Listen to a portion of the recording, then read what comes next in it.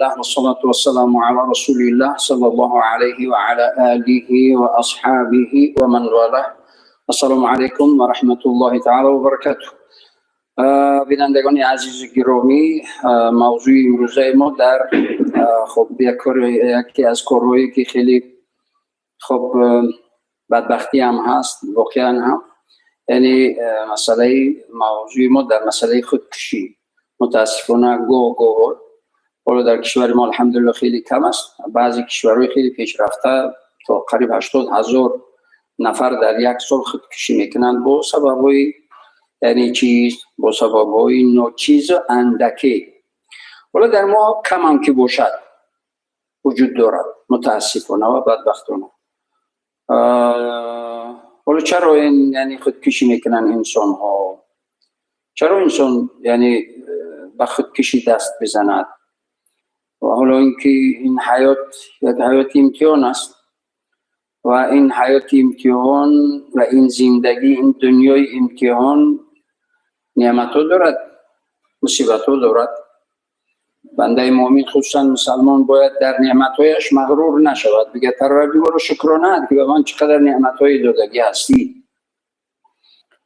و اگر مصیبت که آمد باید که بنده مؤمن مسلمان باید بگه پروردگار رو به تقدیرت راضی هستم، در عوض این مصیبت یا اجر این مصیبت رو از من کم مکن. حالا گذشته داشته باشد، رحمت و مغفرت جایش رو جنت بگردان و اجر و پاداشش رو از من کم مکن.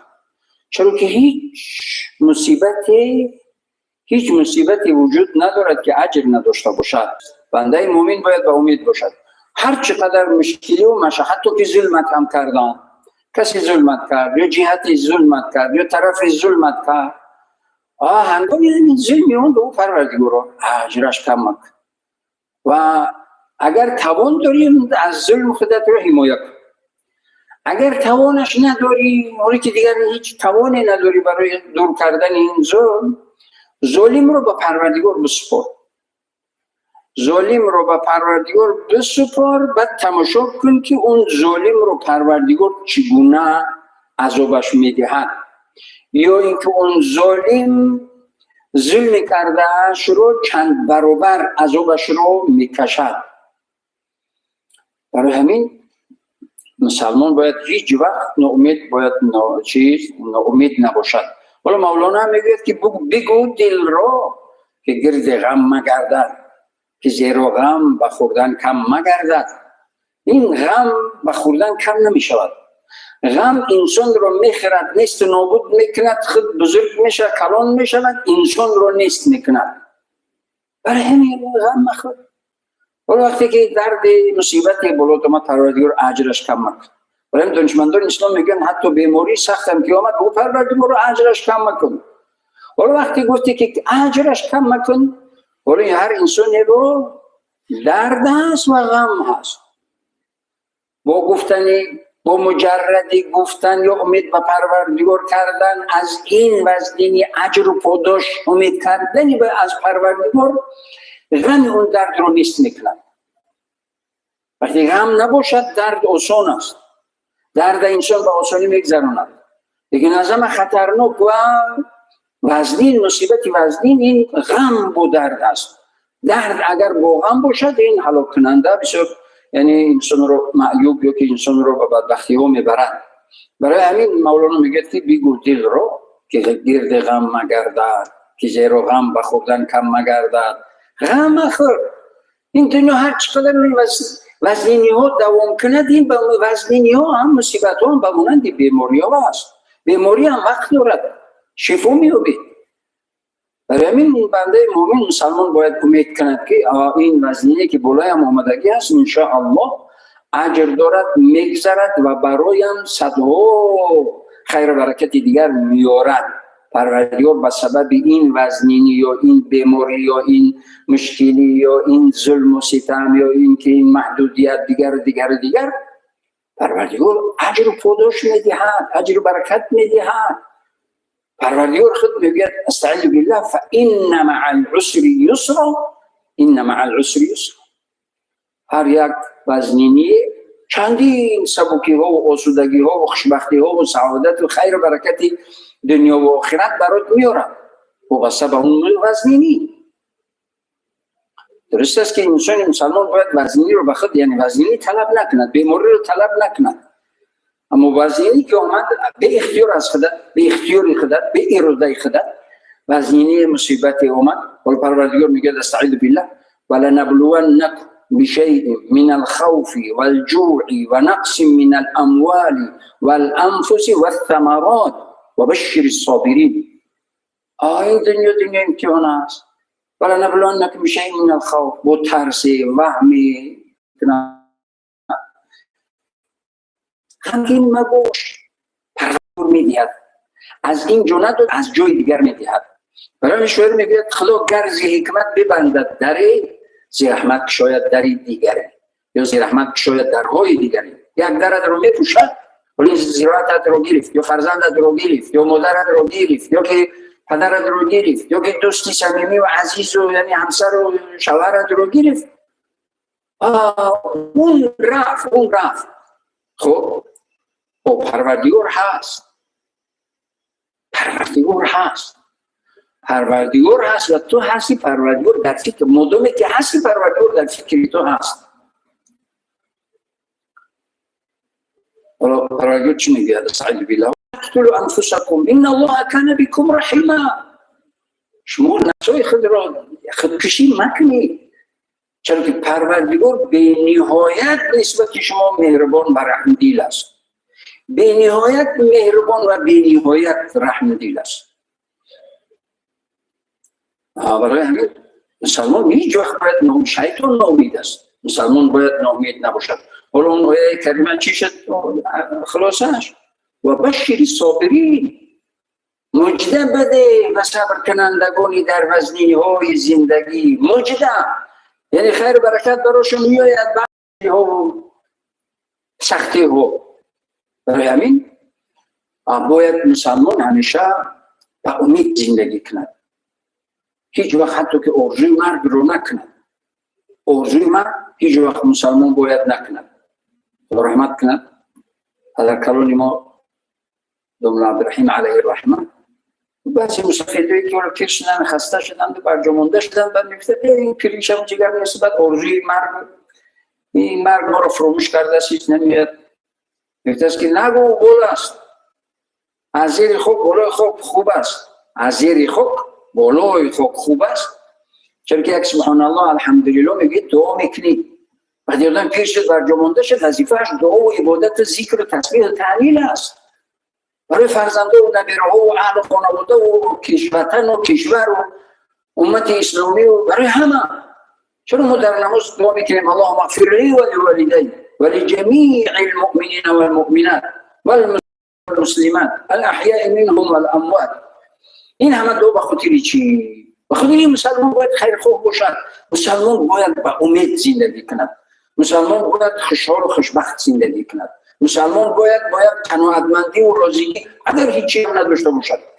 حالا در کسای پیر معرفت حضرت شیخ سعدی رحمت الله علیه آمده است که میگه که باره مسجد میرفتم، افضالی نداشتم مسجد بروم. بعد گفتم پروردگار این مردم این میلیون ها این قدر زیاد دارن، قدر دیگر ثروتمندند، ولی که من پای افزاری ندارم که مسجد بروم. و روان شدن طرف مسجد. در راه دیدم که در کشتزار یک انسانی توزانو پایش نیست، در زانوهایش چرم بستگی است، داخل اون زیارت کار میکند. هر یک قدم میزند الحمدلله خدا را شکر الحمدلله میگه، حرکت میکند، زحمت کشیده ایستاده، محنت میکند، حوصله‌اش میگم دارد جمع میکند دیگر، لیکن هر نفسش ذکر است. شیخ سعدی رحمت الله علیه میگه که چنان خجالت شدم که چند روز خون پیشاب کردم. ضربه معنوی شخصای عارف، شخصیت‌های با تقوا و پرهیزگار خدا ترس، ضربه‌های معنوی میخوردن، تاثیر در بدن حتی تاثیر. میگه چند روزی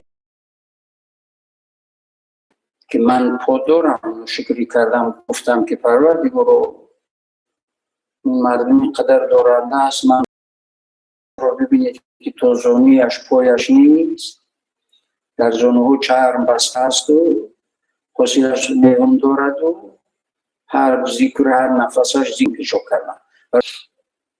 پروردگارا در از این عمیق میدانم پروردگارا که هر چیزی را که گرفتی به عوض نمیمونی. پروردگار هر چیزی رو گرفت عوضش میدهد.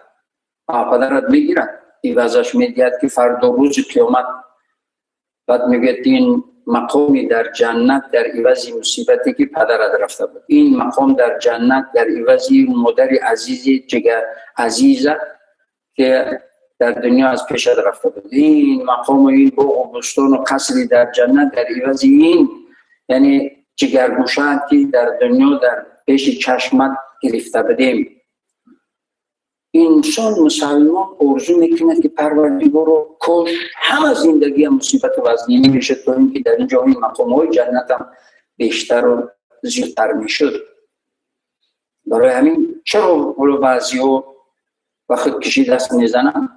وقتی که یا بشتودن یا به فرهنگن یا ضعیف ایمان هستن، ایمانی ضعیف دارن، ایمانی ندارن که اون رو یعنی چیز بدهن، تسلیت بدهد، دل برداری کند و از داخل بگوید که ای مؤمن، ای مسلمان، ای فلانی ناامید نباش، شیطان ناامید است، صبر کن، یک چند لحظه دیگری یک چند وقت دیگری صبر کن، انشاءالله از طرف پروردگار یک مژده میآید، یک خیر و برکتی میآید. مدامی که انسان امید کند و پروردگارش میآید. برای کسی نمیآید که ناامید از پروردگار، مثل شیطان ناامید از پروردگار است، برای اون نمیآید. لیکن برای انسان مسلمانی که امید میکند به پروردگار میآید. چرا من با این همه باوری میگویم که میآید وقتی که پروردگار وعده خلاف نیست؟ پروردگار هیچ وقت وعده خلافی نمیکند. پروردگار وعده خلاف نیست. پروردگار خود میگوید که فإن مع العسر یسرا، إن مع العسر یسرا. و چرا وعده خلافی کنند؟ انسان ها وعده خلافی میکنند به خاطر که از روی کبر ولی وعده میکنند، بعد میگه که خب دست چی میاد؟ نمیکنم یا نمیدهم. یا اینکه از روی عاجزی، عاجز است، ناتوان است، ندارد، نمیتواند، خجالت است، میگریزد، وعده کرده است، نمیتواند، عاجز است. پروردگار نه کبر نجات دارد، نه چی؟ نه عاجز هست. پروردگار هرگز وعده خلافی نمیکند. برای همین مؤمن باید، مسلمان باید هیچ وقت ناامید نباشد. مشکلی زندگی اومده پروردگار برطرفش میکند. گوه خوب دقت بدهید تماشاگران عزیز، خوب دقت بدهید. پروردگار رو گوه همه گرد اطرافت رو از خودت میگیرن، همه با تو مناسبتی بد میکنن. برای چی؟ و خاطری که توجه به خودش کی. وقتی که همه احترامت کردند و همه بردارت کردند و همه نوازشت کردند و همه یعنی گرامی داشتن، خدا نشان ندهد بعد از یعنی مغرور میشوی، ناامید از رحمت الهی میشوی و تکیه به امید به انسان ها میبندی. تکیه وقتی که تکیه از بندگان به انسان ها تکیه و امید بستی، از رحمت الهی و از امیدی که باید داشته باشی از او محروم میشوی، از پروردگار دور میمانی. مسلمان کامل باید که با هیچ نعمت مغرور نشود. قربان در اول صحبت گفتیم این حیات عبارت از خشیه و مصیبت ها هست، عبارت از نعمت ها و وزنینی ها هست. در نعمت هایش مغرور نشود مسلمان باید در نعمت هایش مغرور نشود و در وزنینی هایش ناامید و مایوس نشود. همیشه مؤمن باید بین یعنی ترس و امید زندگی کند. وقتی که بین ترس و امید زندگی کرد بنده مؤمن کامیابی دنیا و آخرت می شود. یعنی همیشه از عذاب پروردگار بترسد و از رحمت پروردگار به امید باشد. هر چقدر گناه هم کردی نومید از رحمت الهی نباشه. چرا پروردگار خود میگه که اگر در گناه اسراف کاری هم که کردی یعنی از حد گذرانیدی نومید از لا تقنطوا من رحمت الله، از رحمت الهی نومید نباشی. توبه کنید من قبول میکنم. میگه تو 5 ثانیه 5 دقیقه پیش از مرگ اگر پشیمون شدی که پروردگار من در غفلت و هر انسانی همون ملحد همونی که خدا رو انکار میکنه تمام گناه تمام خاک خورده است، تمام معصیت گناه انجام داده است.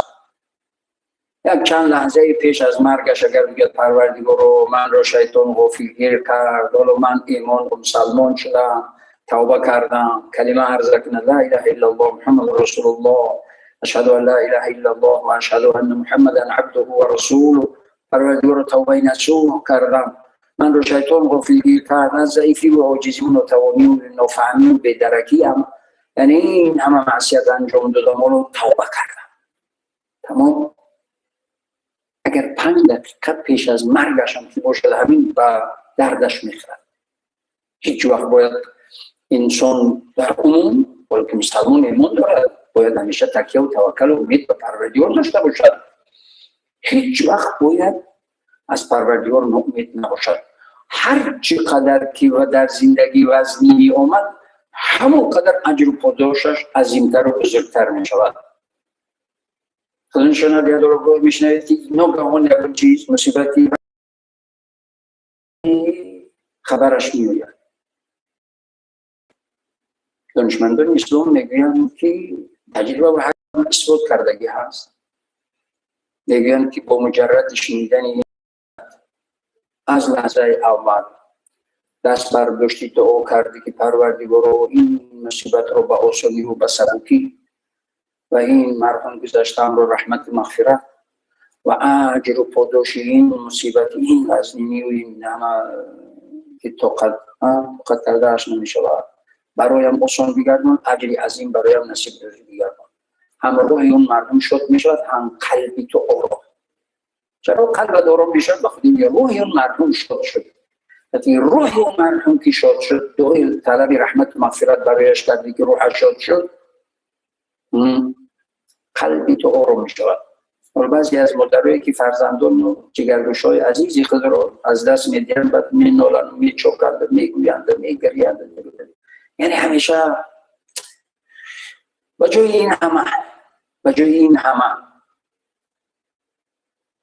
طهارت کنه، رکعت نماز نفل بخونه، بالای جای نماز سر در سجده بگذاره، چند بار سوره اخلاص بخونه، بعد بگویند که یکی اون نیکی انجام بدهند و اون احسانی هر چیزی که باشه حتی با هم نزدیکانی خودش بعد دست بردارد بگید پروردگار اجر و پاداش خیر برکتی همین نیکی هم عبادت هم یا نماز هم یا ختم قرآن هم یا هر چی که باشه پروردگار رو به روحی همین فرزندی جوان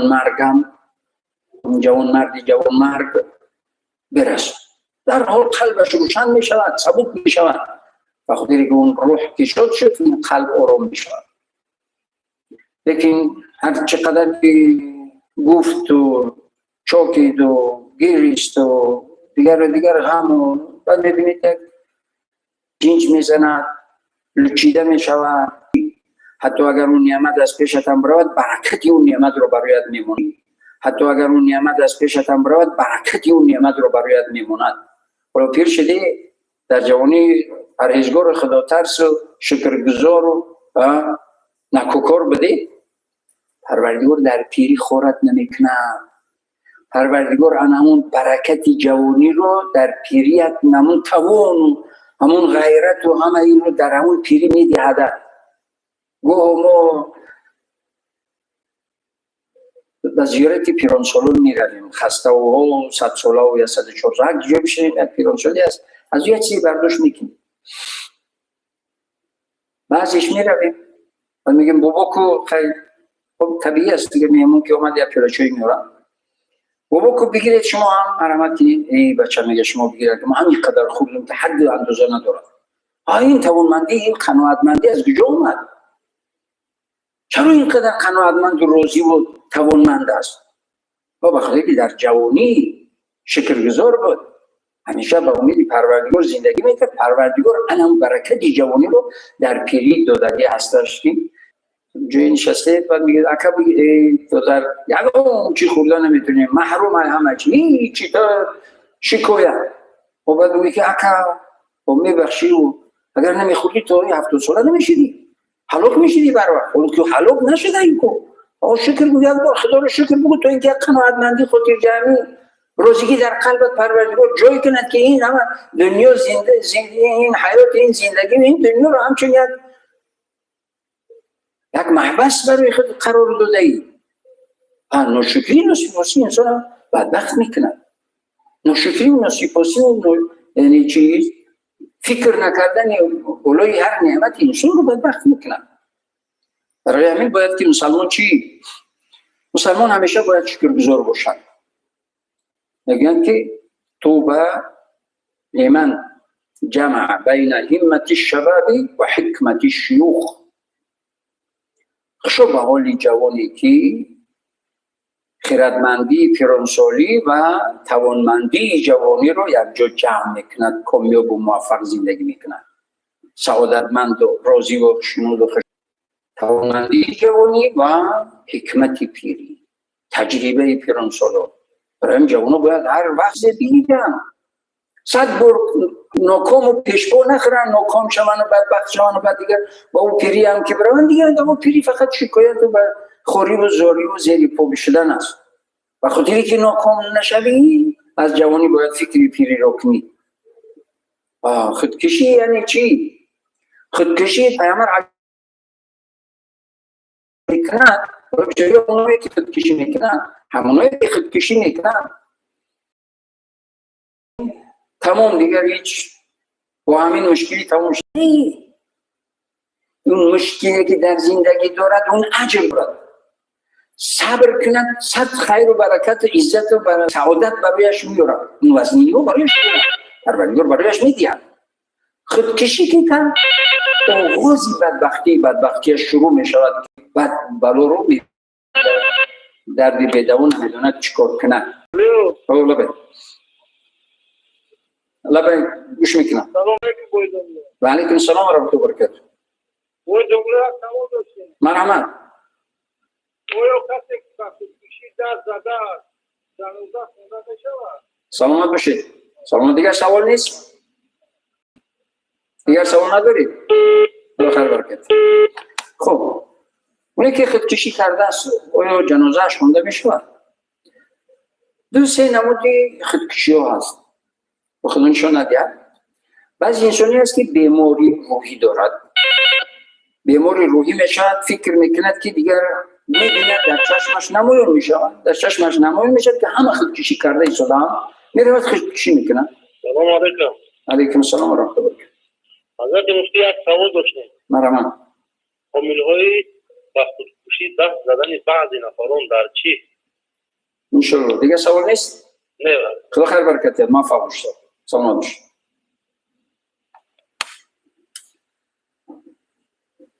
خب چند نمود است؟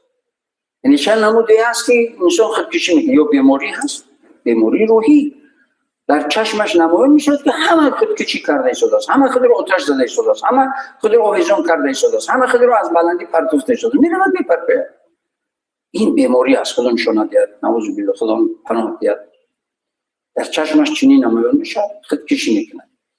بعضی هستن که دیگر طاقت مشکلی زندگی رو ندارن، یا طاقت بیماری رو یا طاقت مشکلی زندگی رو. حتی که بعضی متاسفانه بعضی عروسایی که نورستگی هستن خب مشکلی زندگی بعضی یعنی سیر اسراری اشکار می شود، بعد دیگر طعنه‌اش میکنند، دیگر برداشت نمیکند یا زهر میخورد یا که دیگر میکند. اینو نمودی خطرناک است. ولی که دیگر کار رو کردی، کار رو که کردی یعنی همه حرام بدبختی دارد. بعد اون گناه رو که کردی عذابش رو هم برداشت کن، طعنه‌اش رو برداشت کن، لبت رو ته دندان کن، صبر کن. میخوایی که طعنت نکنن، پاکیزه و پاکدامن زندگی کن، شوهر کن. ولی که کردی اشکار شد، میگویم باید نگویم. یکی میگویم کم نشان است که نگویم. وقتی که گناه رو که کردی عذابش رو برداشت کن. برای همین میگوید که هر کاری که کردنی شدی ببین که در همین روزگی پروردگار هست یا نیست، یا غضب پروردگار. در هر کاری که غضب پروردگار هست یعنی گناه هست، در اون غضب پروردگار هست، اون تو رو پشیمان میکنه.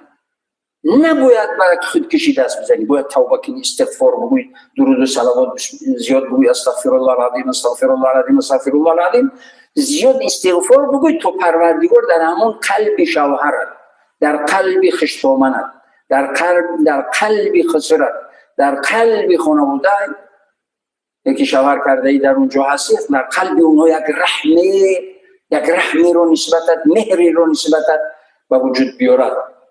اونه باید بلند. ولی که این هم هست، یا که بیماری وزنی هست که دیگه برداشتش نمیکنه تا کور انجام میدی هم. یکمش خودمشون ندیهت یعنی بیماری روحی. از همین نقطه نظر که دیگران هم دیگر نمودشم شاید از همون قسمت اول باشه، برای همین جنازه میکنه، لیکن عدد محدود. پیامبر صلی الله علیه و جنازه آمدن گفتن که خودکشی کرده است، گفت که یکان چند نفری بخونید جنازه شو. پیامبر صلی الله علیه و نخوندن. برای همین موافقی مذهب امام ابو حنیفه میگه که باید مفتی نخونند، امام خطیب و سرخطیب و دومله یگون عالم معروف و مشهور و اینو نخونن. از حدود عائله اکثر 4 نفر برن جنازه‌اش بخونن برای دیگران عبرت شود که یعنی بعدی سرش هم این عذاب و شرمندگی دارد این خودکشی. ولی متاسفانه بعضی که خودکشی را میکنن بعد همه را درک و بخبر که خودکشی کرده است هم دبدبه کرده جنازه پر دبدبه میگذرونن. ممکن نیست. شما یعنی کار میشد که تمام خوب دیگه خودکشی کرده است 1000 نفر جنازه‌اش بخون میرم خودشون ندیدن.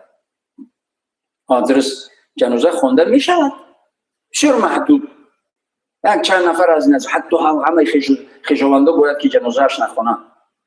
این است مذهب امام ابو حنیفه رحمت الله علیه. حالا سوال دیگه این بود که پیوستن، حالا سوال دیگه این بود که چی عامل هست به سوادی به ایمانی. پیامبر اصلا میگه چیست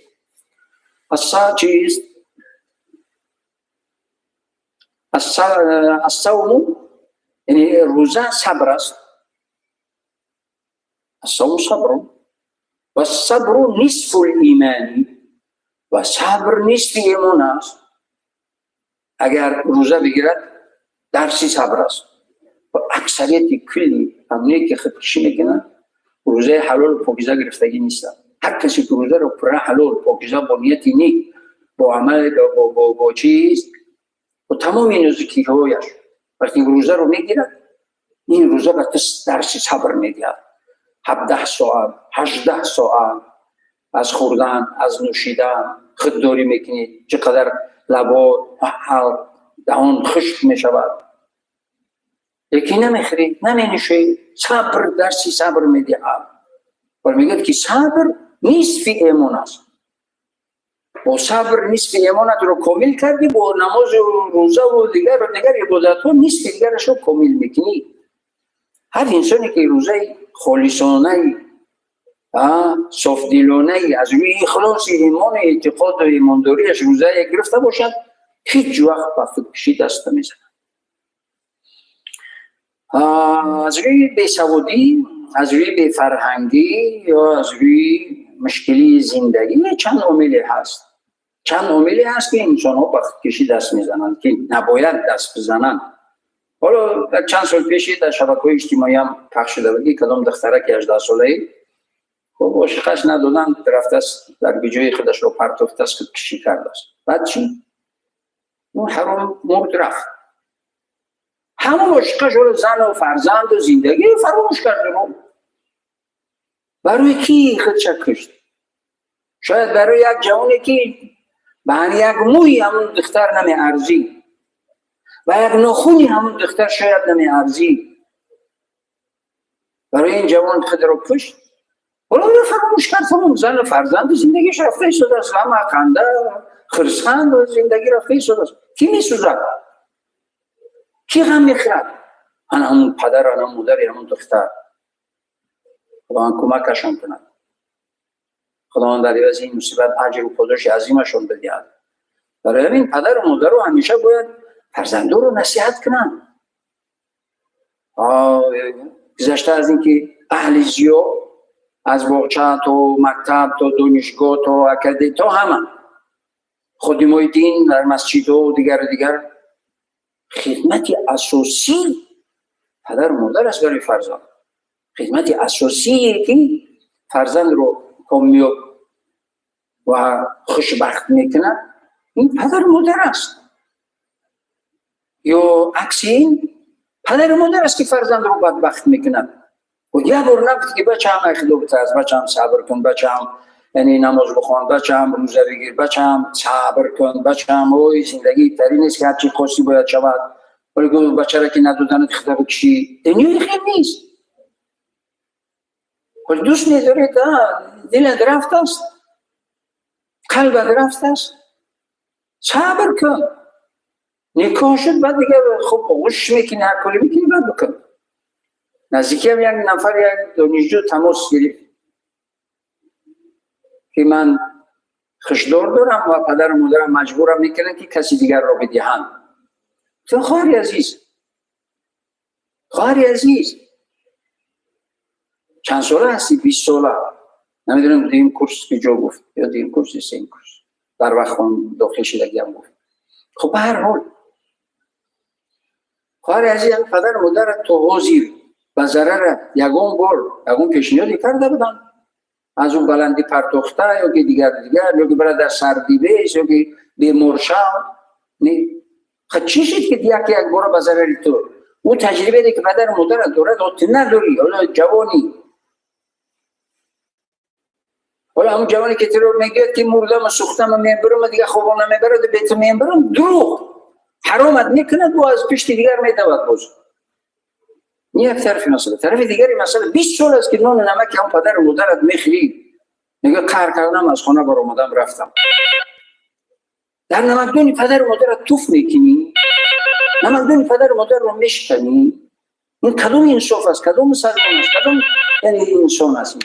هیچ ممکن نیست.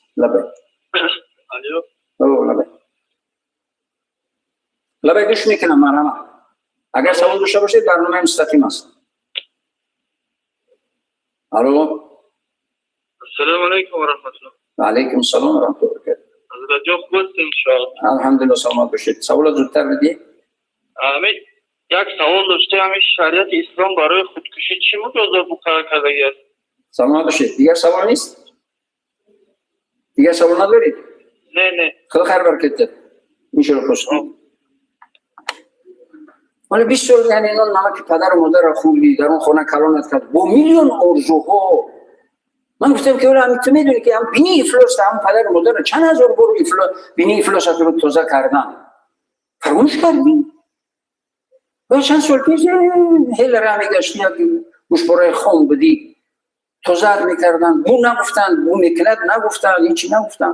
امروز که اگه 20 ساله شدی بعد دیگه زیبا شدی و که دیگر شدی توف میکنی در روی پدر و مادرت. برای گفتن با هم پدر و مادرت مصلحت کن، روزگی همون وقتی قانع کن. ولی بو که آدمی که شما پیشنهاد کرده یسی که عیب دارد و عیب دارد و عیب دارد، این آدمی که من یعنی این دوست داشته من این صفت دارد، این صفت دارد، این صفت دارد، مصلحت قدیم تو رو ببین با روزگی پدر و مادر انجام بدید. الله بله.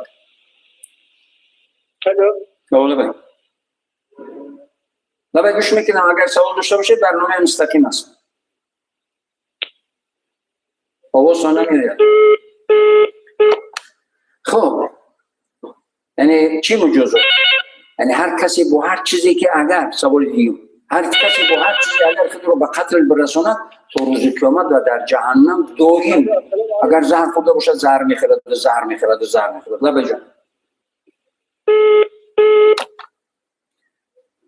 اگر از بلندی پرتاب شد با همین عذاب دائم ابد عذاب میشود.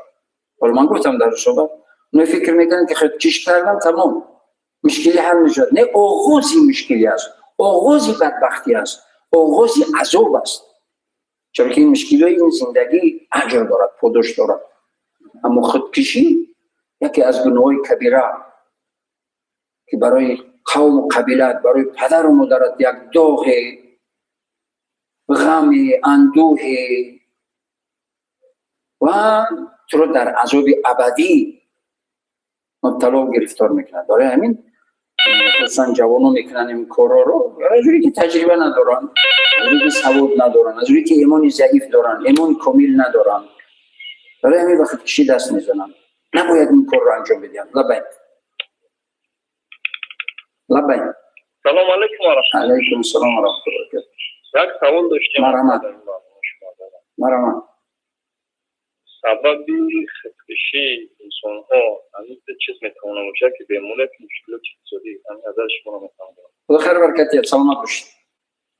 سلامت باشید. من دیگه سوال نیست. سلامت باشید. خب یعنی دو سبب، یعنی مشکلی اقتصادی و اینکه بیماری. مشکلی اقتصادی من اولی رو میدونم در روی دامت بگذار بگویم. یکی از کامیابترین صاحب کارهای جمهوری هستند. خود میگن که تا پدر خدا رحمتشون کند، پدرمان بود، ما نانشته سحری، خوراک‌های نصفی روزی، بگاهی، شکر پیدا نمی کردیم که در چایمون شیرین کنیم بخوریم. خود سال برن خدا رحمت کنن پدرشون رو. چقدر مهنت و زحمت میکشید لیکن محدود میشه، لیکن برای حلال.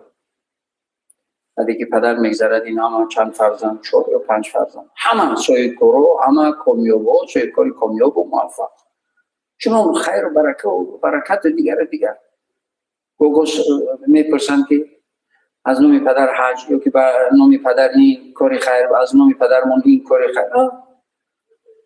حالا اجر و پاداش و خیر و برکت و صدقه جاریه با مانند نهر و قبرش رفته ایستاده است و قبرش انشاءالله پر از نور، پر از نور ایمان، پر از نور قرآن، پر از نور رحمت الهی است. چرا که ایمان داشت همیشه با راه حلال فرزندان رو تربیت کنم. محدود، لیکن محدود. حتی میگه در خوراکمون یعنی گوگو روغنی رو در موهاش پیدا نمی‌کردیم. موهاش قطعی از روغنی، خوراک روغنی نمیافتیم که بخوریم در بدن پدرشون. اونی که بچه‌ها خوندن، بچه‌ها لیکن تربیت کرد با لقمه حلال. با لقمه حلال فرزندان رو تربیت کرد. حالا ببینید که بهترین صاحب کارها هستن. و خیر احسان و صدقه و زکات و فطر روزه و قربانیشون حد کنار ندارد. همین است. مشکلی اقتصادی نباید انسان دست به خودکشی بزند. خیر برکت میارد مشکلی اقتصادی زندگی هر مسلمان برای مسلمان. بلکه بیماری هم که باشد، اگر بیماری روحی نباشد هیچ وقت به دیگر بیماری انسان باید که خودکشی نکند. لبید. علیکم السلام ورحمت الله. مرحبا. چی میشه بسیار شدید باشه. خدا خیر برکت. دیگه سوال ندارید؟ موفق باشید. سلامت باشید. یعنی پیش روی خودکشی چگونه؟ یگانه رو نصیحت، یگانه رو درس، یگانه رو فهماندهی.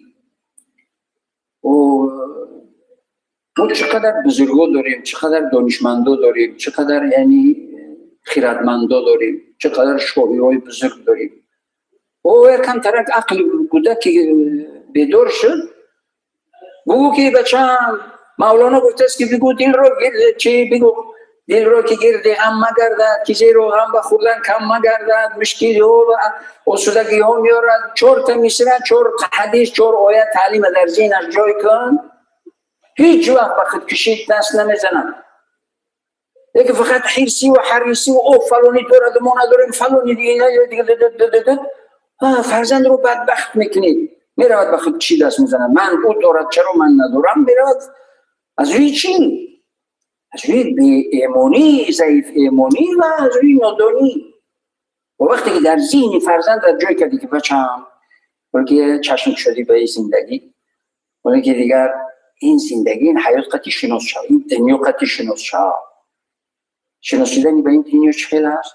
این دنیا و این زندگی، این حیات نعمت ها دارد. بچم هیچ وقت به نعمتی مغرور مشد و مشق کردی و بازو و دیگر مغرور نشد. تواضع کن. چرا پیامبر خدا میگوید، حبیب خدا میگوید که من تواضع لله رفعه الله. کسی تواضع کند پروردگار اون رو میبردارد. کسی کبر کند پروردگار اون رو به خاک یکسان میکند، خور ذلیل میکند.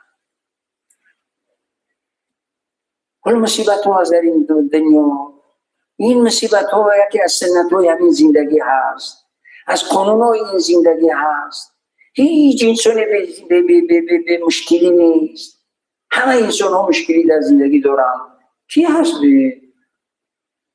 نه وزیرو، نه سفیرو، نه دهقانو، نه دملو، نه مفتیو، نه امام خطیبو، نه سرخطیب. بیار یک انسانی رو که مشکلی نداشته باشه در زندگی، نیست، وجود ندارد. این زندگی همین از خشی ها دارد، مصیبت ها دارد.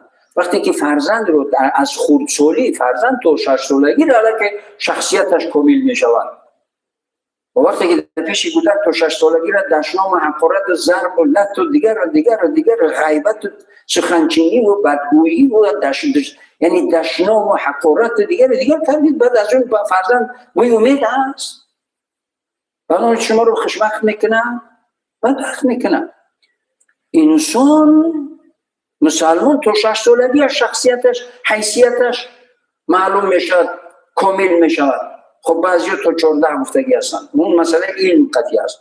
اما فکر و اندیشه و رفتار و گفتار و دیدن همه 6 سالگی کامل میشود.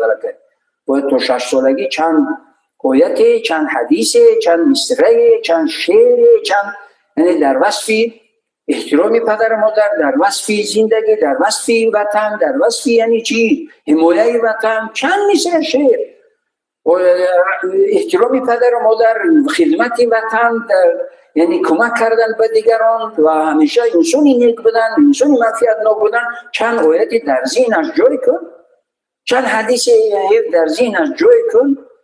هیچ وقت نه تو رو آزار میدید نه خودش رو آزار میدید. وقتی که نگفتید نکردید، شیطان میکنه، محیط خرابش میکنه. وقتی که فضا رو خالی ماندید، شیطان کار میکنه، شیطان صفت رو کار میکنه. ببینید چیکار کرده ایستادن، جوانان رو به همجنسگرایی دعوت کرده ایستادن، همجنسگرایی رو میخواهند رواج بدهند.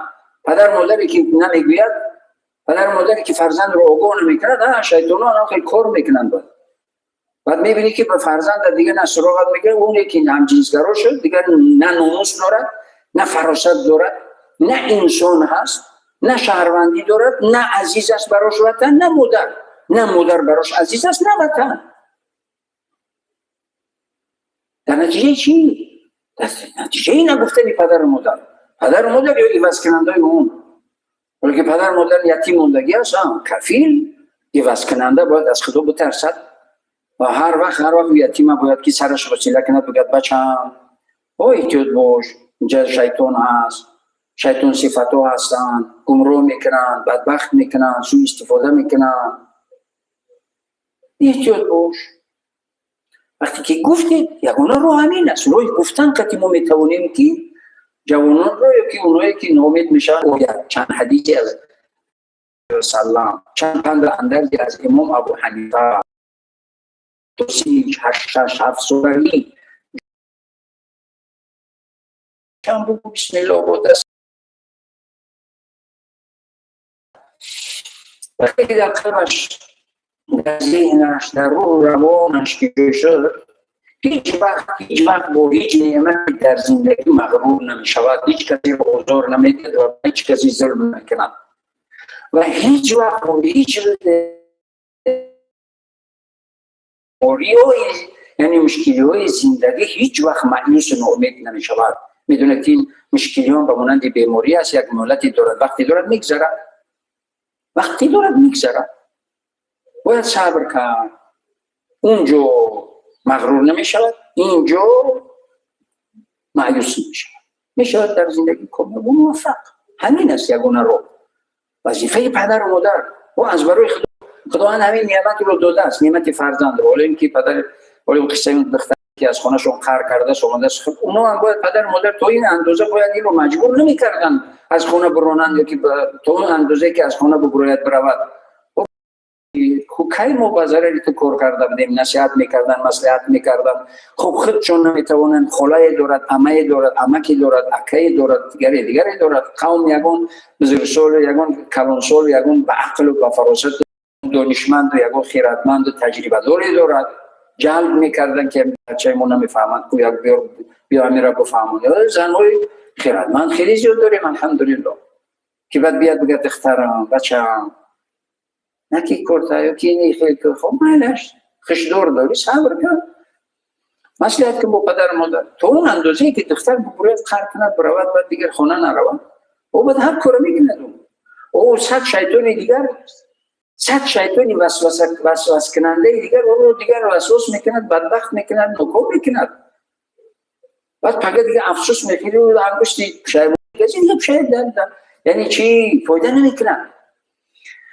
برای همین باید که از روی عقل، از روی خیرات، از روی فکر، از روی دوراندیشی، از روی خیرخواهی، از روی خیراندیشی باید که زندگی پیش بود و باید که همیشه خوب اهمیت بدید. بینندگان عزیز گرامی، دائم با اهل و خانواده گرد دسترخوان بشینید، با زن و فرزندو گرد دسترخوان بشینید. تلفن رو دور بمونید، بشینید. یک صحبت پدرانه، یک صحبت مادرانه، یک صحبت فرزندانه، یک صحبت صمیمی، یک صحبت دوستانه انجام بدهید. سیر اسرار فرزند رو بگیرید. وقتی از اون نمیپرسید که چی فکر دارد، چی اندیشه دارد، چی نیت دارد، چی کار کردنی هست، یعنی چی برنامه دارد، وقتی اون رو که نمیپرسید، به عبارت دیگر وقتی که در قلب اون نمیدروید، شیطان در قلب اون میدروید، با خودکشی و با همجنسگرایی و با یعنی مواد مخدر و با چیز معتاد شدن بعد میرود. وقتی که در خانه دوست پیدا نکرد، دوستای بیگونه بعد بیرونه میکوبند. بعد دوستای بیرونه اون رایی که خودکشی میبرن، با خودکشی میبرن، یا با مینوشی میبرن، یا با معتادی میبرن، یا با همجنسگرایی میبرن. خدا نشان ندهد. برای همین دویم گرد دسترخوان با فرزنده و اهل خانواده باید دویم نشست داشته باشید، صحبت داشته باشید از روز و از نیت و از آرزوهای فرزند با خبر و آگاه باشید. خصوصا مادر، بچه‌ام چی نیت داری، چی گپ است، چی خبر است، امروز چی شد، کجا رفته بودی، با کی بخوردی، چی گفتن، چیکار کردنی، فردا کجا رفتنی. مادر باید که برای دخترش بهترین دوگانه باشد. پدر باید برای فرزندش بهترین دوست باید باشد. در همین صورت ما میتوانیم جوانان را چیست پیش راهی این خودکشی و همجنسگرایی و یعنی معتاد شدن و این همه بدبختی ها پیش راهش رو با آسانی میتوانند. قبل از همه پدر مادر، بعد خادمای دین در مسجد ها که دیگه بسیاری جوانان مسجد ها نمیدن متاسفانه. و دیگر زیایی و مکتب و معلمه و معلم و آموزگار و اینا وظیفه مقدسشون هست. هر آموزگاری، من آشکار روشن بگویم، هر آموزگاری چه معلمه باشد چه معلم باشد، اگر شاگردان خود را و مثل فرزندان خود نداند، تربیه نکند، خائن و جاسوس است. هم در دنیا هم در آخرت پیش پروردگار جوابگر است. برای همین بعضی آموزگارا و آموزگاری که میبینید پروفسور اکادمیک است، خور است، ذلیل است، هیچ برکتی در زندگیش نیست. چرا؟ برای که دوی سیگار پولی و نصف پولی از شاگردا برای در عوض بها ماندن مبلغ طلب میکند و آخر خور میشود. شاگرد رو به مانند فرزند عزیز بدان تا اینکه پروردگار برات برکت دهد. وقتی چنین کردی پروردگار برکت میده. برکت در زمین نیست، برکت در آسمان است. برکت از آسمان میآید. وقتی که شاگرد رو همچون فرزند مهربان، غمخوار، خیرخواه تربیه کردی، پروردگار از آسمان برکتش رو می افزاید. همون شاگردان بعد تحقیرت نمیکنن، لکتت نمیزنن، همچون پدر همچون مادر بالای چشم دیده میبردارن. این بسیار یک داغی جامعه امروزه ما هست. نه من همه رو در نظر ندارم، نعوذ بالله، استغفر الله، لیکن متاسفانه هستن بعضی ها باید احتیاط باشن. میخوان که در پیری خور نشوند، زور نشوند، ببرکت نشوند. شاگرد رو همچون اگر محدود انگی شمار هم باشن بگذار، یک نفر هم باشد، این بدبختی است برای ملت ما که از شاگرد نصف پولی و سیگار پولی و در عوضی با مبلغ طلب کند و بگیرد. همه سبب بیسوادی جوانان شاگردان میشود. وقتی که همچون فرزند شاگرد رو تربیه کردید، خداوند عزت و برکت رو میدهد. خداوند یعنی در پیری خورت نمیکند. پروردگار در پیری تو رو عزت و برکت و سعادت میدهد که از هیچ چیز کم نیستی، همه بالای چشم دیده میبردارم. وقتی جدا شده این برنامه به پایان میرسد، در اخیر من قبل از همه به پدر و مادران بسیار خواهش میکردم از پدر و مادران که خداوند عزوجل این نعمت بزرگ رو به شما عطا کرده است.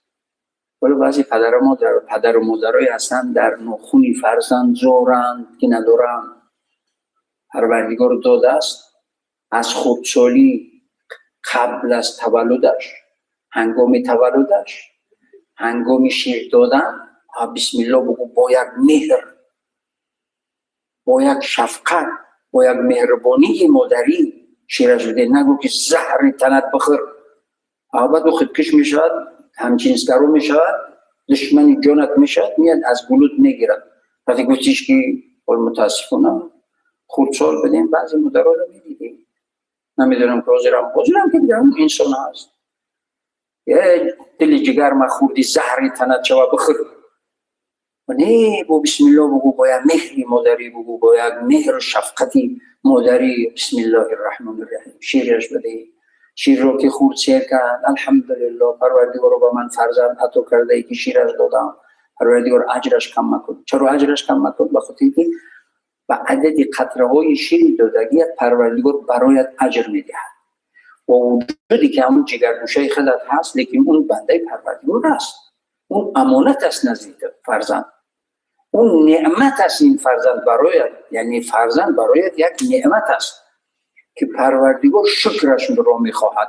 شکر فرزندداری تربیه فرزند است. این نصیحت برای پدر و مادر رو که همیشه باید دعای خیر و برکت برای فرزند. هر وقت دیدید خندید اومد پیشت، آغوشش بگیر، در آغوشت بگیر، 10 ثانیه 20 ثانیه یک بوسه از پیشونیش هم بزن. خوب کودک باشد، خوب جوان باشد، خوب در کدام سن سالی هم که نباشد،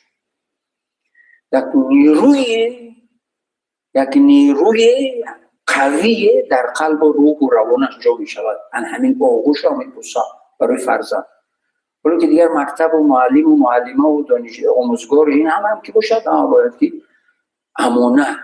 خداوند عزوجل به این ولی میگه که چیز همه میگه که فخر معلم، یعنی معلم بودن فخر است، افتخار است. در حدیث دیگه میگه کونوا معلمین ولا تکونوا معنفین. شما معلم های با ادب و اخلاق باشید، شاگردان را همچون فرزندی خود تربیه کنید، آموزگارهای دشنامده قبیحگوی بدگو نباشید. چرا که این همه شاگردان رو به تربیه و به اخلاق و بدگو میکنید. به عبارت دیگر مردم هم میگن تخم را لق میکنن، این همه تخم میپوشند لق میشن بو میگیرن. این وابسته، این شاگرد از استاد وابستگی خیلی زیاده دارد، حتی از همون نیت و افکاری معلم، حتی از چیز نیت و افکاری همون معلم وابستگی دارد. شاگرد تأثیرش میکنند که معلم با کدام نیت یعنی چکار میکنند، درس میدهد، معامله میکنند. این برای معلم و معلمه و چی از باغچه کودکی تو مکتب و دیگر. بعضی کودکای خردسالی چی رو میزنن بی‌رحمانه، این گناه هست. خیال کرده که او را زدی تمام با همین تمام، هیچ کس ندید. پروردگار خالق این کودک ضعیف اینو تمام نمیبینه، اون ضربه رو 10 برابر بعد شما میبینید، میچشید، برمیگردد اون ضربه زدگیتون، ظلم کردگیتون.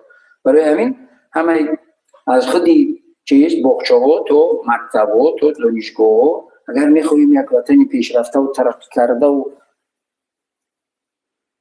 عزت و برکت و سعادت در دنیا و آخرت، این وطن رو باید آباد کنیم، شاگردان رو تربیه کنیم، دل نیت نیک و قلبی صاف و پاک و مهنت و زحمت انجام بدهیم تا اینکه این کشور آروم و آباد و پیشرفته و ترقی کرده باشد و شهروندان دانشجویان همه جوانان همه خردمند و دانشمند شوند. باید که معلم کار کنند، معلم با نیت نیک و قلب صاف و پاک حلال و پاکیزه کار کنند. سوگند به پروردگار، قسم خوردن خوب نیست، لیکن قسم خوردن همون معلمایی که خالصاً لله با نیت نیک و قلب صاف و پاک همچون شاگردان رو فرزند خود تربیه میکنند، پروردگار از جای دیگر چنون برکتشون میدهد که دیگران در حیرت میمونند که از کجا.